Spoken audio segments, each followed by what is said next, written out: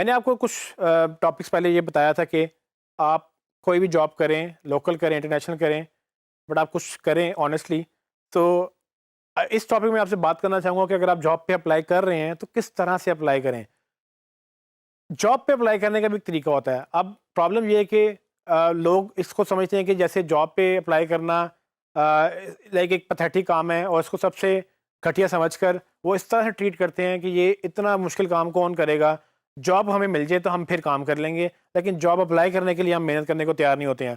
मैंने आप लोगों के लिए कुछ केस स्टडीज़ रखी हैं, जो आपको मैं एग्ज़ाम्पल दूँगा कि किस तरह से आपने जॉब से अप्लाई नहीं करना, क्योंकि जो हायर करने वाले होते हैं, वो इन चीज़ों को बड़े मतलब गौर से देख रहे होते हैं। मैं भी बहुत टीमों को हायर करता हूँ, अपने लिए भी लोग मुझे पैसे देते हैं कि मैं उनके लिए टीमों को हायर करूँ, तो हायरिंग का मुझे बड़ी अच्छी तरह से आइडिया है। मैंने 10 साल में काफ़ी टीमें चलाई हैं, मैंने काफ़ी टीमों को हायर किया है और मैंने काफ़ी टीमों को फायर भी किया है। तो ये अंडरस्टैंड करना ज़रूरी है कि किस तरह से क्लाइंट या आपका हायरिंग मैनेजर आपकी सीवी को या आपके प्रोजेक्ट को देखेगा और किस तरह से आपने नहीं करना। सो फॉर एग्ज़ाम्पल, ये एक सीवी हमें रिसीव हुई, जिसमें वो भाई साहब ने जो भी सीवी भेजी, उन्होंने सिर्फ जो है अपना सीवी पीडीएफ में अटैच किया, ना कुछ जो है वो उन्होंने डिस्क्रिप्शन लिखी, ना कुछ लिखा, ना हमने कोई मांगा था उसे। तो सीवी ग्राफिक डिज़ाइनर का टाइटल दिया, उसके बाद सीवी फेंक दी। अब उनको ये लग रहा होगा कि भाई जैसे जैसे सीवी फेंकते जाएंगे तो हम लोग तो फारिग बैठे हुए हैं, हमें दुनिया में और कोई काम नहीं है कि हम इनकी सीवी पकड़ेंगे और कहेंगे बस आप आ जाएं। ऐसा नहीं होता।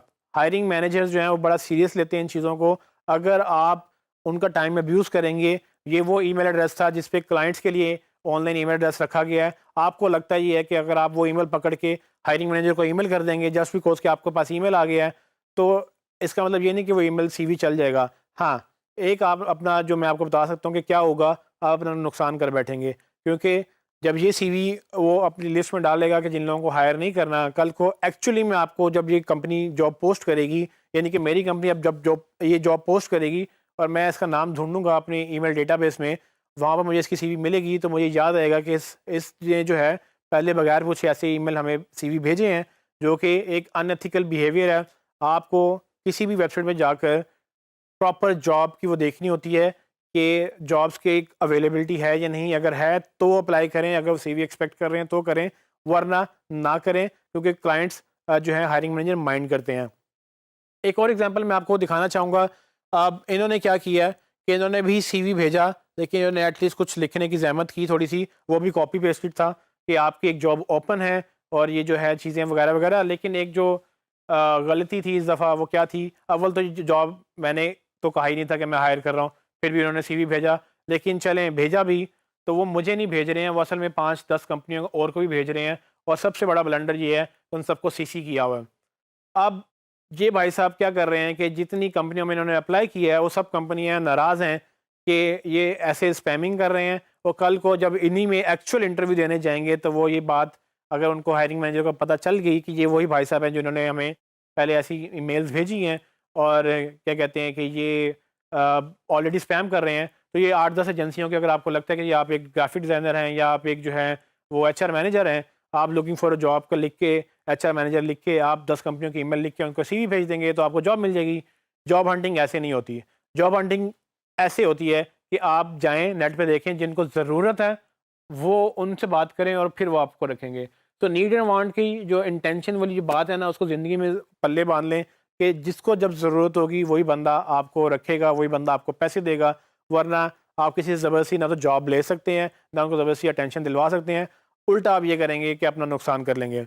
एक और एग्जांपल मैं आपको देता हूँ कि ये एक फीमेल थी जिन्होंने तकरीबन 3-4 महीनों में हमें वो कॉन्स्टेंटली ईमेल भेजी, और वो ईमेल मैंने आपको स्क्रीनशॉट में डाल दिया है कि वो तकरीबन, आप महीने टाइम देख सकते हैं, डेट देख सकते हैं, same content, same copy pasted content 3 दफ़ा भेजा, सेम सीवी, सेम कंटेंट, एक लफ्ज़ भी चेंज नहीं किया, और वो एक्सपेक्ट ये कर रही थी कि हम उनको हायर कर लें।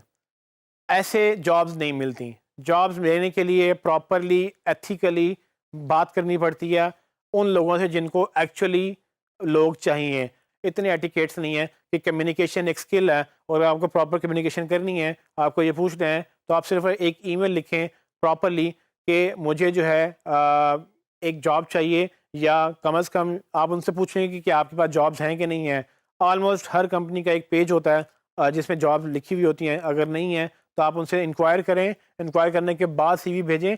जब वो आपसे ये कहा जाए कि हाँ सीवी हमें चाहिए, हम लोगों को ढूंढ रहे हैं, और उस पर से एक झूठ जो अक्सर लोग लिखते हैं कि जी मुझे पता चला कि आपकी एक ओपनिंग है।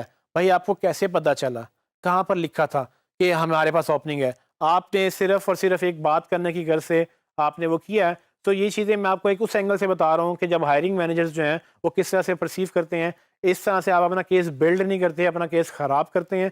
और प्रॉब्लम ये होती है कि ऐसे लोगों को फिर लोग रखना भी पसंद इसलिए नहीं करते कि वो समझते हैं कि इनको एटिकेट्स नहीं है, इनको जो है ना ये अब्यूज़ करने की आदत है चीज़ों की, जस्ट बिकॉज कि एक ईमेल पड़ा हुआ है वेबसाइट के ऊपर, उस पर आप कुछ भी कर लेंगे। एक फॉर्म लगा हुआ जिसमें क्लाइंट्स को कहा गया कि आप उनको हेल्प चाहिए तो आप क्लाइंट्स हमें आके बात करें, उस फॉर्म को सिर्फ इसलिए फिल कर रहे हैं कि वो आपने अपनी जो है वो सर्विसेज बेचनी है या आपने अपना सीवी बेचना है। तो ऐसे नहीं होता, ऐसे आप सिर्फ अपना केस ख़राब करेंगे। और ये वो तरीके हैं जो आपने नहीं करने जॉब लेने के।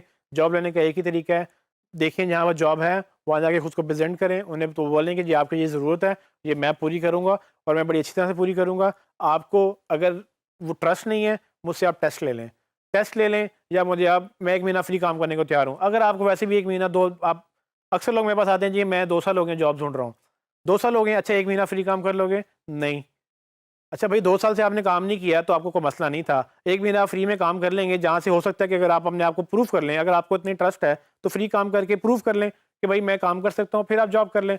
तो वहाँ पर आगे लोग जो हैं वो स्ट्रिक्ट हो जाते हैं कि भाई मैं फ्री में काम क्यों करूँ? भाई आप फ्री में फारिग बैठे हुए हैं तो आप 1 साल और बैठे रहेंगे। बेहतर नहीं है कि 1 महीना अपना रिस्क पे लगाएँ और प्रूव करें कि आप काम कर सकते हैं। और क्लाइंट मैं आपको बता रहा हूँ कि अच्छी कंपनियाँ अच्छे लोगों को नहीं जाने देती। क्वालिटी का फुकदान है पाकिस्तान में भी, ग्लोबली भी। जितना ज़्यादा क्वालिटी का फुकदान है आपको अंदाज़ा भी नहीं है। और अगर आप क्वालिटी पकड़ लें, आप एसईओ ऐसी कर दें कि ऐसी कोई ना करता हो, आप ऐसी सर्विसेज दे दें, कस्टमर सर्विस ऐसी दे दें जैसी कोई ना करता हो, तो आप इमेजिन नहीं करेंगे कि आप अपने लिए कितनी अपॉर्चुनिटीज़ ओपन कर लेंगे।